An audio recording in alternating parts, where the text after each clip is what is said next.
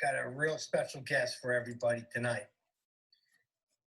Tony DeRosa from Hamilton High School, assistant football coach who has head coaching experience and comes with a great resume. We're going to brag about him. What a great dude he is. All right. 5, 4, 3, 2, 1. Come on, get up. Come on, Tony. Come on. This is how slow he is when he runs the 42, man. Terrible. Time Tony DeRosa in the 40-yard dash. Okay, with a calendar. Yeah. There I am. Wow. Holy crap. What up, buddy? A new rule came out. You're allowed to shave during quarantine. I don't know if you knew that. Oh, this is my trim look. This is my trim look over here. And not only this is a William Patterson thing with the beat up hat. I respect it. Right? Coach Lazardi always had the beat up, worked up hat, right? Oh yeah. But guess what? I could go to a visor too. I could get the Rob Davis, Mouse Davis visor. That's respect right there, and I appreciate it. What do you want? The visor? I'm not a visor guy. This is. I like to let my hair breathe. That's why I do visor. But you want me to go with the visor? I don't know. Which one do you want, buddy? We could put a poll out. This is how you can tell if you've been a head coach too long. Hell yeah. or you can tell by nobody following you when you're on live Instagram. That's that. So. Don't care about us anymore. I had to get my ratings up, so I reached out to South Jersey's great Tony DeRosa. And let me introduce you.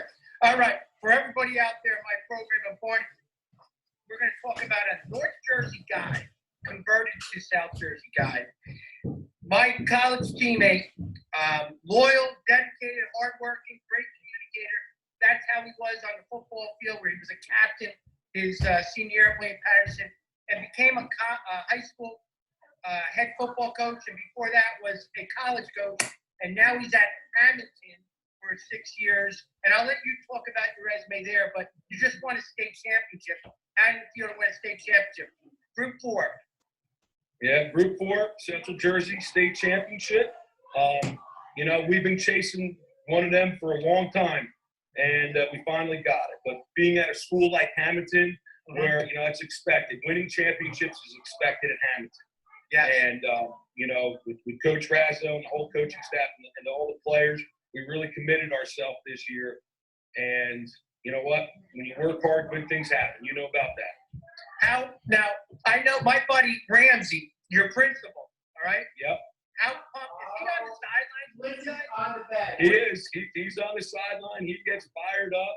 He still works out. He's still looking good and everything like that. A great guy. He doesn't say much, but he's always on the sideline. He's a great fan. Every game, home and away games, he's there. He's on the sideline, and he trusts us with what we do.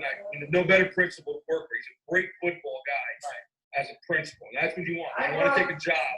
You want to work with administrators for football people. He's a football guy, too. Not just for football, for all sports as well, too. You got to tell him I said hello. I worked with him when he was at Lacey, and then he left to go to Hamilton. Mm-hmm. And what a great guy he is. Like you said, to work for. And it's important, John, and we'll talk about this, building successful programs, to have building blocks with your administration on the same side. Would you agree with that? 100%. And I've seen the good, the bad, and the ugly. And when you have an administration on your side, things, you can go out there and coach with confidence. All right. I never liked going out there coaching on eggshells, where every little thing you do, the administrator is going to be down your back. Okay. Listen, if I know I'm going to make a mistake, I'm going to hear it. I'm going to hear it from my administrator. I'm going to do the right things. And you need a great open line of communication. And, Hamilton has that with a lot of their administrators. And other places like how's your wife? We've had some great ones, too. How's your wife, Tanya, doing? Your college sweetheart, how's she doing? Yeah, my college sweetheart. That's right. He's doing very well. She's doing very, very well. My sweetheart, of course, yes. No, it was my sweetheart, yeah. First girl I ever met in my kinesiology class. That's where we met. Oh, that's awesome. She played field hockey and did football. The greatest thing about social media is following all our teammates on social media, and you feel like you've known you're with you through the whole walk of your the last 18, 20 years. Yet we only bump into each other during football season. Clinics. But that's what we all do. We'll talk about social distancing in a second, the Nick Giglio rule. Just crazy. Quarantining, man. Now, you're a D-line guy. And now we're teaching our kids to clean hands, wash your hands, and social distance, keep 6 foot away. I think it's confusing because don't you teach your kids to have their hand in the dirt and cause a pile up when you're tackling? So how are we going to coach these kids up, vary it up now with social distancing? Listen, I can't predict the future, but when this is over at Hamilton, we love throwing that phone over there on the offensive line. We're still a shoulder blocking team, and we still drive block people over there. And that's ingrained in our kids over here. So we'll get after it. We'll flip the switch. Kids will know how to flip the switch. I'm hearing from the state we're coming back really soon too. So we're going to get back to normal. We're going to get back to normal. I'm hoping. I'm trying to stay positive. You got a lot of negative people out there saying, "Oh, you're not going to have football." I'm staying positive. What we heard today, what broke my heart today was, my daughter's a senior. Yeah. And and I feel horrible for all those seniors out there, and what they have to go through. They're not. This week was supposed to be her prom. Was this Friday? So she was a little grouchy today, and I'm trying to make things nice for her. She's sitting over here listening to me. So I was trying to be nice and funny to her, but there's nothing else that we could do. They're the greatest senior class ever. How about that? That's what they're the greatest senior class ever. It's funny how you're saying it from your end. I went up to my 9-year-old daughter. She was in bed, and I said to her, "You heard the news. You got no school. Are you that upset?" She looked at me. She goes, "What are you, serious? I love it. I'm home, lounging out, doing nothing. I love it." So different flip on different perspectives. You got that beautiful pool, that beautiful backyard. You're doing well up there, Barney. Yeah, but my wife likes to save $1, so we don't have a heater in the pool. So, God forbid we spend $5 on something much needed. Quarantining as a teacher. Now, how are you experiencing from your end the virtual teaching? It's funny. I think me and my wife joke on it. I'm a phys ed teacher. I teach strength and conditioning. I'm in the weight room 5 periods a day. I think I'm working harder now. Through all the Google Meets and the Google Forms and all that than I did when I was at school. I think because you have to be creative as possible, as much as possible. And I'm trying to make videos. I think it's very important. And what you're doing right now for your team, you're using every avenue possible. Instagram's a great way to do this. Right. Kids need to see your face. Like we talked about this. Kids need to see your face. You can post videos of other people and YouTube videos. Coach, the kids want to see their coach's face, right? They may not want to, but deep down inside, they want to hear their voice. It's comforting. I think they'll listen a little bit more too. So, my technology skills have grown these last 2 weeks. I'm learning more and more every day about something new on Google, something new on Zoom, and I think it could benefit us. I think it could help us, and we're trying to make the best. And as a coach now, flipping it as a coach, we got to be creative. We communicate with our kids. And I'm teaching my coaches how to use Google Meet. Of course, we don't use Zoom with the players, only with the coaches. So we got to make sure. I think it's going to be positive. When we start, we're going to have more instruction time in a classroom setting, but it'll be on virtual. And that's why I think the kids will be more understanding of the stuff. Because as a coach, it's a fine line. Do we go on the field? Do we go in the classroom? What do we do? So we got to adapt, right? In high school, there's no better than on the field training. Okay, we all know that. That's 100%. And we've always took the philosophy of taking, from the classroom to a walkthrough to half speed to full speed to team periods into the whole thing. And sometimes I'm big with getting them on the chalkboard. Let's get on some chalkboard time. Let's get on some chalk. Let's show film. But realistically, how do you learn? You got to get out there. You got to do it. You got to drill it and do it. I love the stuff what Huddle does and teaching that stuff. But there's no better way to learn something than how. Yeah. And football is an extension of the classroom. And that's what some people are starting to understand now, is that it also keeps guys positive in the outlook of what's going on with society right now. Let's take you, all right, I want everybody to hear your resume, and I want it to come from you. I want you to talk about when you first started playing football to where you are right now. Walk us through those steps. Tell us the important people that you met and your experiences. So I want to hear how you started football and to right where you're at. And we're going to talk more about your college days, but I just want to hear the steps of what you did. Well, as you said, I'm a North Jersey guy I've been living down here in South Jersey for 25 years. Mm-hmm. So I consider my buddies that are North or South Jersey guys, they let me know all the time that I'm from North Jersey. And I'm a Giants fan living in East Eagles country. And I know you're a Jets guy. All right, so it's rough for me, but we get it done down here. I grew up in Parsippany, New Jersey, which is up in Morris County. I started playing football. Who was your coach? Tom? It was Mike Yasunis was the head coach of Parsippany High School. Okay. We weren't very good.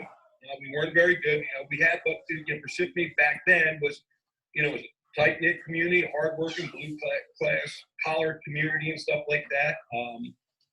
So we weren't very good. We had some good players. We played a tough conference with schools like Roxbury, West Morris, Randolph. Back then, Randolph had the longest winning streak in the nation back then. So we played some really tough teams out there. So basically I started playing from when I was 10 years old, but I started playing when I was about 10, and I was always overweight. I was one of those kids that practiced all the time, but never played in a game. Mm-hmm. And I tell the story all the time. The one time I was allowed to play in a game. It was a raining game, raining, and I got in, I played. I think we won, I don't remember. I just remember getting on the bus, and I go to the coach, I said, Coach, I got to go to the bathroom. And he goes, go over there in the woods, go to the bathroom. I come back, the bus is gone. They left me there at the school. So I had to call my mom to come pick me up. And I guess we got in trouble. Me, not the coach who got in trouble. It was my fault. And then I went to Wayne Patterson, and we'll talk about that. And I had great 4 years at Wayne Patterson. And then, I wanted to get into coaching. Right? I've always wanted to be a coach. And someone asked me the other day, why do you want to coach? Really, because I was coached. Because there were so many influences in my life that I had. So I wanted to, I love the sport. There hasn't been August since I've been 10 years old that I have not been a part of a team. Mm-hmm. I could not see myself not being a part of a team on the sideline when August comes. So we went there, and then, I wanted to get into coaches, and Jerry Gallagher, as we talked about, Jerry, said, hey, apply for some GA positions, And at that time, Greg Lazardi, our defensive coordinator, got the job at Pace University. Mm-hmm. And he automatically, I think the first person he talked about coaching was with Nick Giglio. Yeah. And me and Nick were roommates. And I went on a couple of interviews. I went to Wagner. I went to a couple different interviews. But I felt I owed it to Coach Lazardi. And maybe it was a comfort thing. Yeah. I knew people there. I knew what we were going to be installing. I knew what was expected of me from him. It was more of a comfort thing, going with Coach Lazardi. And so we were there for 2 years. I think the second year we had their first winning season at Pace University. And then I had the opportunity to get a job down at Middle Township, down all the way down. Back up. This is where I'm going to interject. My cousin was the head coach at Southern Regional. You interviewed. That's right. You interviewed at Southern. And our paths, sometimes something happens for a reason. And this is all I want to say. I want to bring up. And I remember my cousin confided with me, and it was between you and an alumni by the guy by the name of Tom. And it came down to you both did great interview, and the AD said, let's go with the alumni over this guy right here. Okay. So you then went to the other place, and that guy stayed in Southern Regional. Worked out for him, and definitely worked out for you. Go ahead now. What you did, you wound up in the middle. Yeah, Middle Township, down in Cape May Courthouse, all the way down the Parkway. It's all the way down there. I've never seen a place where the first time I went down there, had an interview. I kind of knew Frank Rigitano because I used to recruit down that area. Threw my name in the hat, got the job. Real small school, you're a Group 2 school. First year we finished up. They were having a little struggling. We finished, I think, 7-2 that year. We just missed the playoffs that year. And then our second year, we were doing all right. And Frank was like, hey, guess what? Egg Harbor Township coach resigned. Why don't you throw your name in it, apply for the position? And I'm like, I don't know. I'm 27 years old. I'm like, I don't know if I'm ready to be a head coach. And I remember him telling me, and he's another great influence in my life, Coach Rigitano down in the middle. He was like, listen, if you want to be a head coach, you have to interview. Interviewing is a technique. Okay, it's a skill. So you have to do it. To become good at interviewing, you have to do it. So he goes, throw your resume in the hat, in the hat. So I threw my name in the hat, and I knew nothing about the town. Knew nothing about Egg Harbor Township. I didn't know a board member, a teacher, a coach, a principal, a superintendent. I did my research and stuff like that on the school. I go in an interview. I remember the interview. There's 10 people in the interview. They had, 10 coaches. They had teams. They had 10 people in the interview. They had coaches. They had teachers. They had administrators. Wow. They had board members. They had parents. They had players in the interview. And I'm like, well, my first impression was, wow, they're serious about this position. So I went in there, and I guess I just did a really good job of interviewing. 2 days later, the principal, Ralph Rudolfino, calls me, and he goes, listen, come in for another interview. And it was me and the superintendent sat down, and they offered me the job. And I'm like, I'm 27 years old. I'm like, do I take this job? I'm like, am I ready? All I've ever done was coordinate defense, And so I'm like, what, I asked him, why'd you pick me? And they had some great candidates. And he goes, you had some clear, simple goals. You were just going to outwork people. Right. You were going to train your kids in the off season. You had some really clear, simple goals when we sat down in the interview. Nice. I said, yeah. And I'm like, and he goes, that's what we like. He goes, there were simple goals. We were going to outwork teams. We're going to work hard. We're going to care for our kids off the field, in the classroom, in the hallways, and we're going to do that every day. We're going to do something to get better as a football team and a person. So I remember I'm like, Frank, they offered me the job. He goes, you got to take it. Because you don't want to be one of those guys that interview jobs, go offer them, they don't take it, don't want that. So I took the job. I was 27 years old at that time. I was one of the youngest head coaches in New Jersey. I was fortunate enough to secure a couple of really good assistant coaches. Ron Flame, who's at Belsey right now, unbelievable football coach.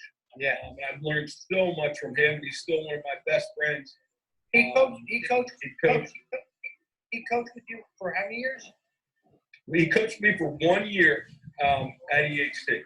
How'd you know him? He was my O-line coach and D-line coach. How did you guys meet? Because he does have a great reputation. I tell you. It's kind of funny, like how you're talking about how things intersect in this world. Chucky Donahue, he's at the Southern Regionals AD.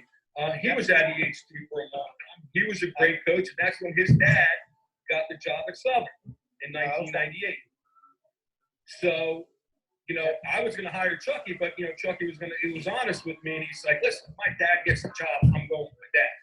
Yeah, it worked out. I'm like, I get it. I understand. He goes, but I got a great guy for you. And I said, okay. He goes, his name is Ron Flame.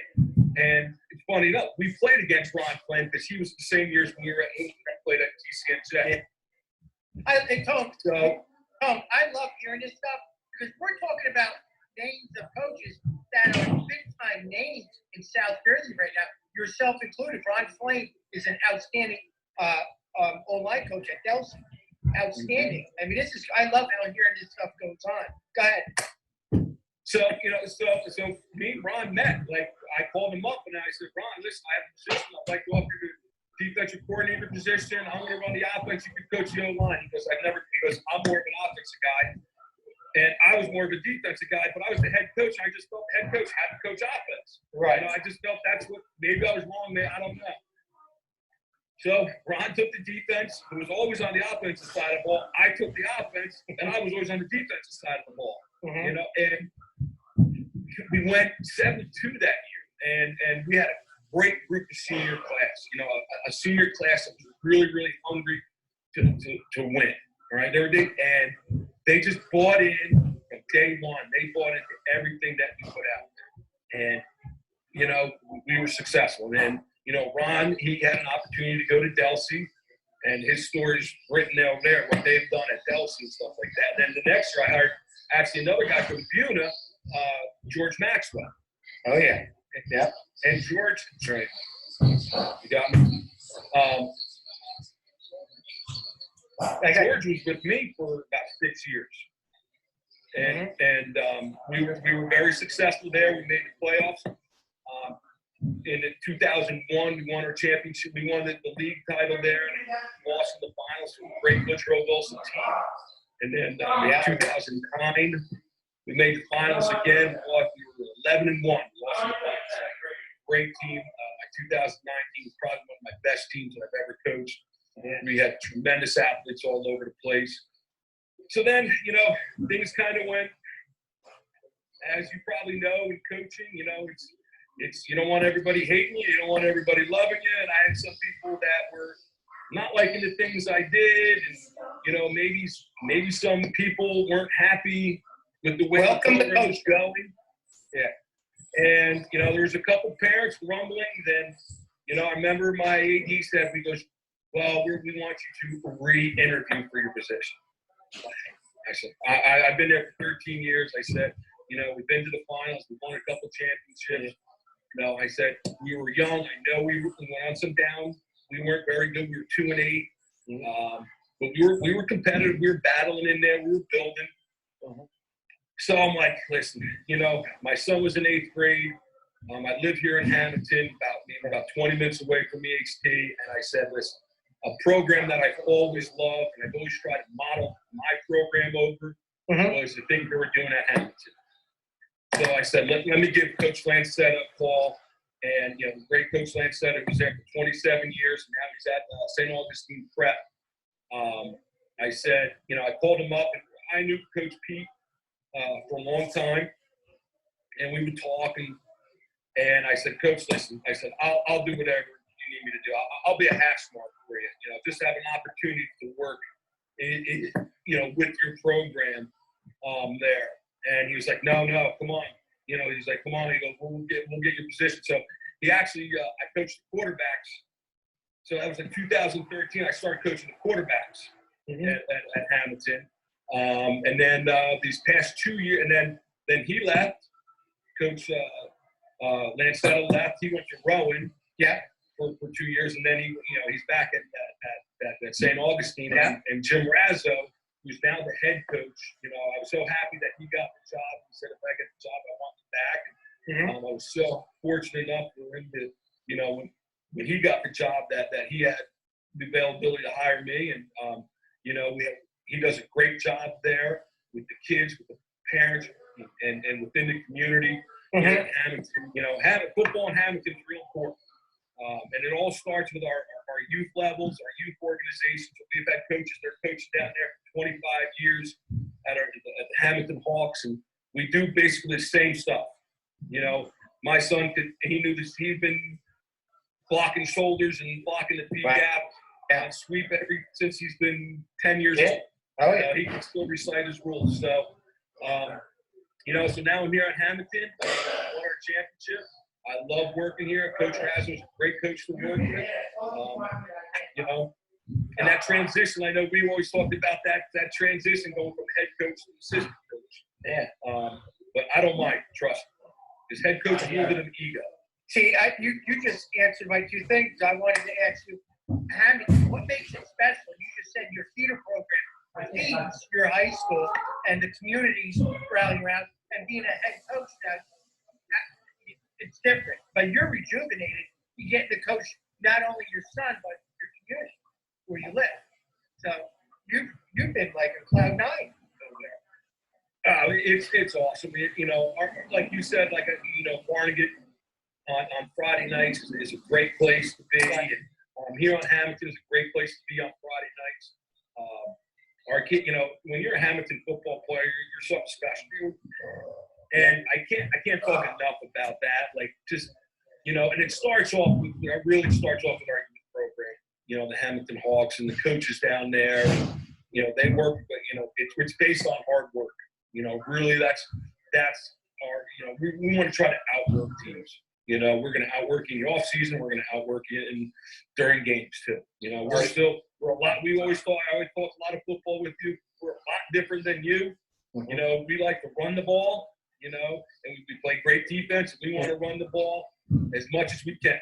Right. You were in this offense, and I love what Coach Gallagher said. He didn't call you a wide receiver. He called you a wide blocker. Wide blocker. Yes.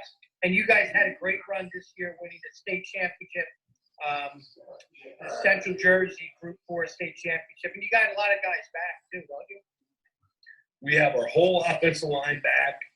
We have one of the South Jersey leading rushers, Jaden Abrams. He's something special. That kid, I don't know if you saw his highlights. I did. But it all starts with our guys up front. Jaden is an unbelievable back. But when we watch film with our team and we're running belly, 83 or 87 belly, remember those numbers? Yeah. You probably don't remember those numbers. You only remember waggle. That's the only thing that you can miss.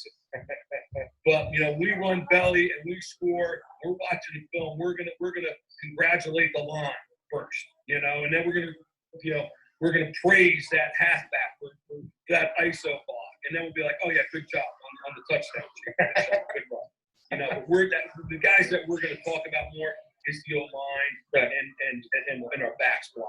All that matters, ATM guys. That's great.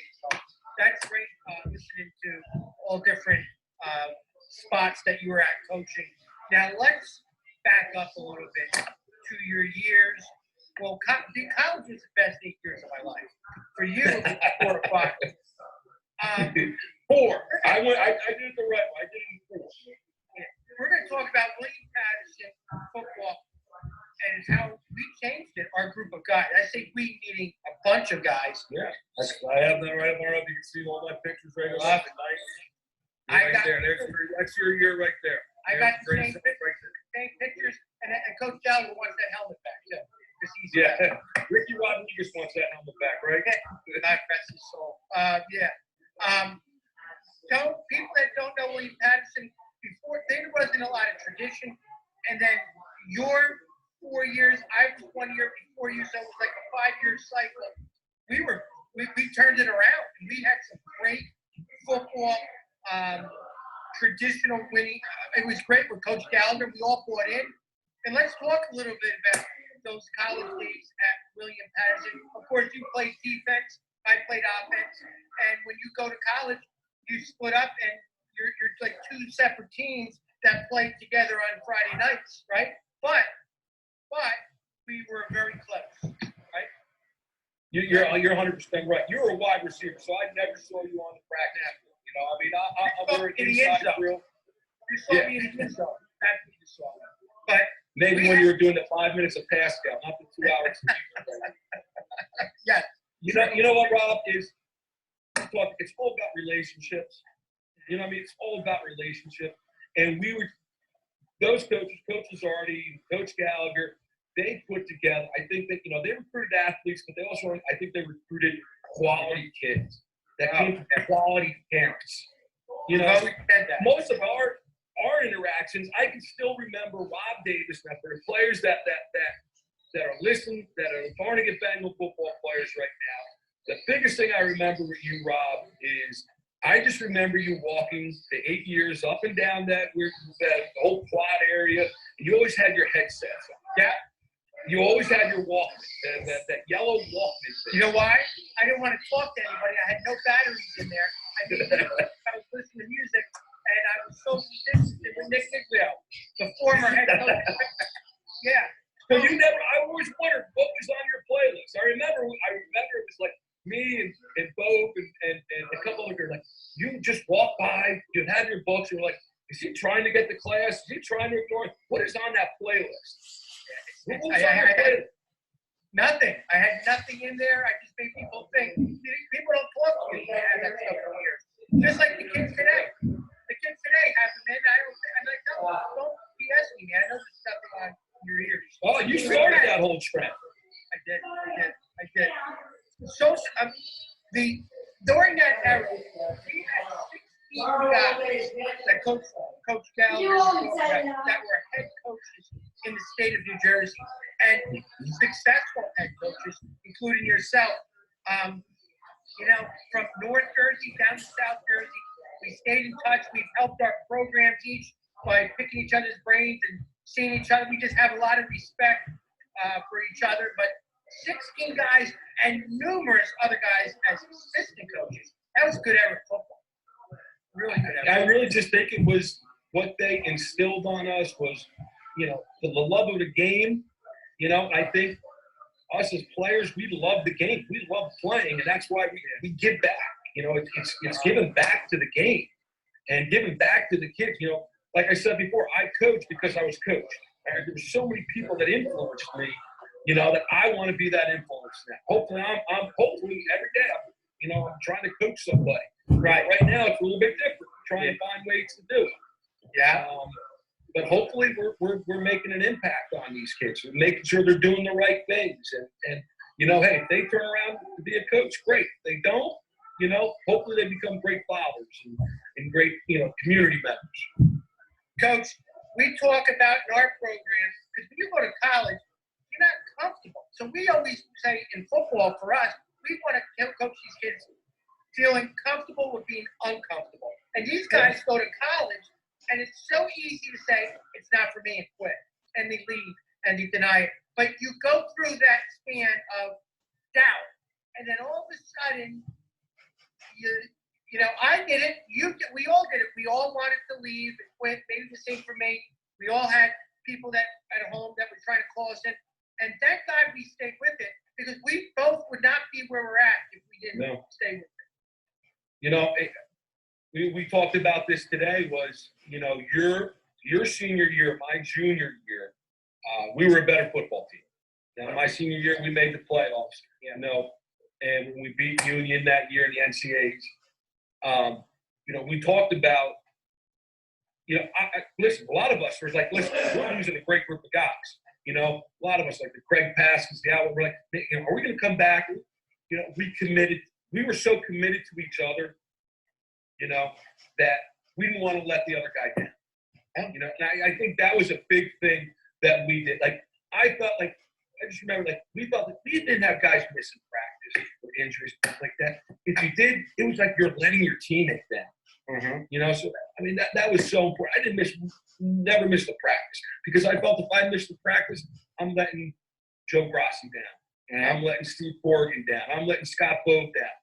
Dwan Parker, Brian Amakucha. I'm letting those guys down because I'm not working as hard as those guys are. Oh, no, yeah. So I think, and it goes through your mind, but then you think about the relationships, the friendships that you build. You don't want to let that person down.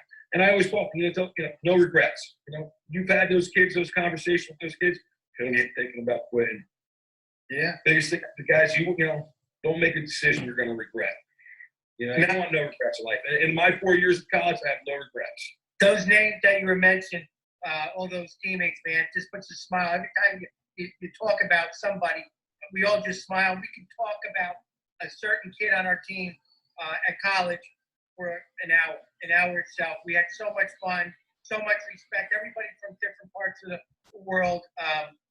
Joe Grossi was one of those key guys. Him and I were the sponsored students. We both went together, and you were tight with him, and he was tight with everybody. And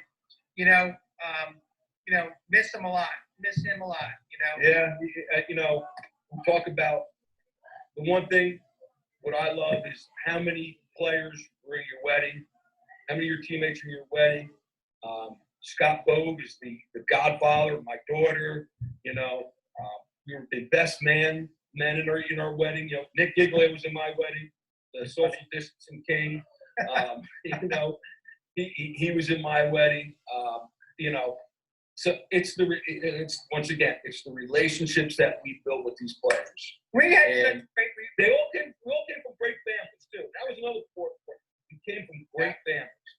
I'm We all gonna had say. great families that cared for everybody. I'm going to say two stories about Nick Giglio. We're going to keep it real. Nick Giglio, we're sitting in breakfast, and it was at the end of the year, and he had this plan that he was, and we were roommates, and he was the head coach at Red Bank, Nick Giglio, former head coach at Red Bank. Nick Giglio comes up to me and wanted to talk to me privately about he's going to be moving to the apartments, and I was staying in the dorms. And he said to me, he goes, I'm going to be now moving in with Bove, I think it was. And It was me too. Yep, it was me, Bo. No, he was like breaking. Steve Burge. He was like breaking up with me. And I looked at him and he goes, it's not you, it's me. And I said, what are we doing? We're breaking up. I said, okay, we'll survive. But the way he told me about it was funny doing that stuff. And here, I'm going to tell you another funny story. After a football game, and Nick Giglio was Mr. Holy Boy. He had this great reputation of always doing the right thing. He was like, you knew he was going to be a coach when he got older. After the game, my family and his family, both Italians, come into the dorm, and they open up the fridge because Miss Giglio had nice pasta she wanted to stuff in the fridge. She opened it up, and let's just say the beverages in there were alcoholic. She opens it up and goes, Nick throws me under the bus and tells everybody that it was rocks. It's all rocks. So I come out of the shower. Not only was Mrs. Giglio upset with me, my family was, and it wasn't mine. It was Nick's. So after 20-something years, I want everybody to know Giglio's not as innocent as he portrays. Oh, I know that. Yeah. I lived with that guy for basically 8 years of my life, you know, through football, and then at Pace, we had this little apartment, and we had no money. We got this little in Ossining, New York, right next to Ossining prison over there, and we used to have to sleep on the floor in there. I mean, that's how dedicated coaching. We would sleep, and it would be no heat, and in the wintertime, it got really cold, and like, the biggest was we couldn't wait to go out recruiting so we could have a home cooked meal. And Nick was like this. Everything had to be on the dot, man. Yeah. Everything had to be, and that's why he's so successful. He is, man. And you guys started coaching before me, and I saw how you guys were interacting and having fun. Made me want to coach that next year with that. But you guys, we have some great stories that we could probably talk for hours and hours and hours and hours. Yeah. We got to cut this short right We're now. boring everybody. Not boring me, and I know the people are messaging me right now. They love it. A lot of alumni, Wayne Patterson, listening right now. You've been very. I've loved seeing from a distance on social media that you and Tanya family growing.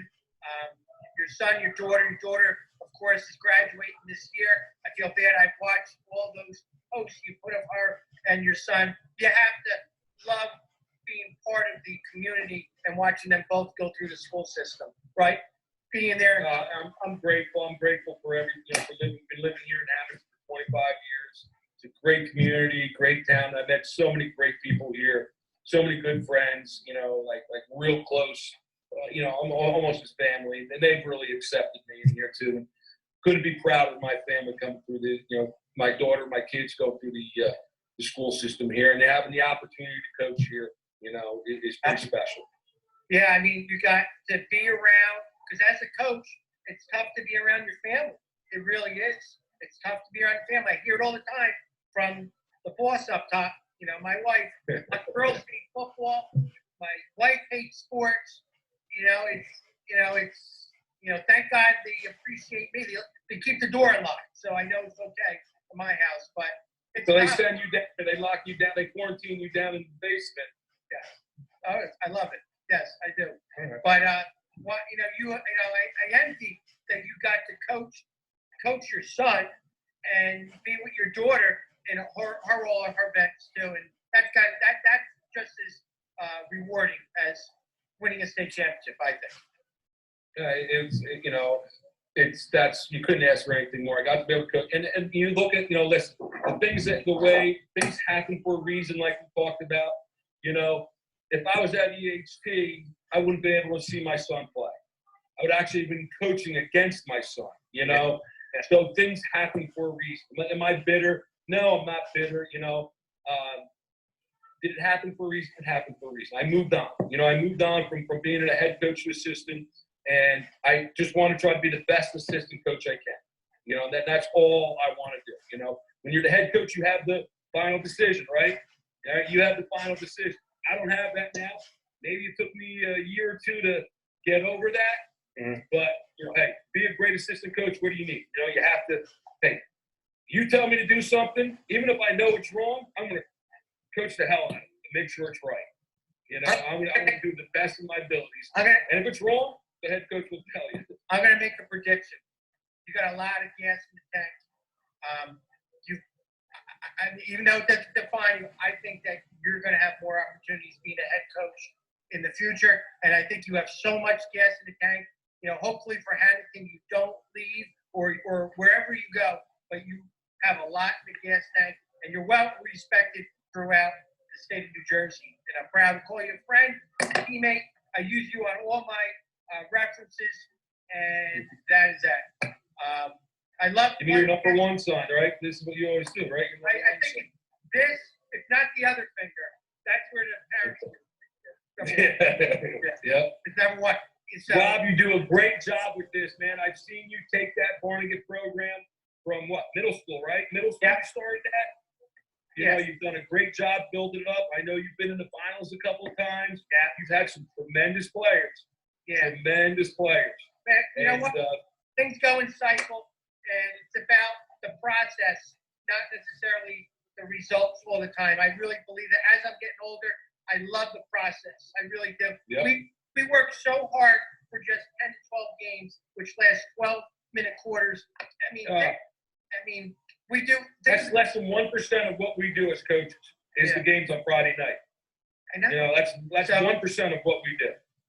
I always tell the kids, and my rule of thumb is that I love the guy that's wearing the jersey, not the guy that's the jersey number. People that come to our games say, I love number 23. We love the guy under 23.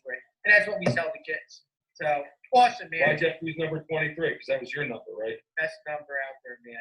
Stay good. All right, Tone, I appreciate you spending time and talking South Jersey football. The names that you were talking about. Also, Chuck Donahue from Southern. You just named guys that have really been very successful that past your career in coaching. It's awesome. I love hearing the process. I really do. And that's that. It's awesome. I think it's great what you're doing. This is awesome. You're reaching out to your kids. Your kids are seeing your face. They're listening to you. It's awesome. It's awesome.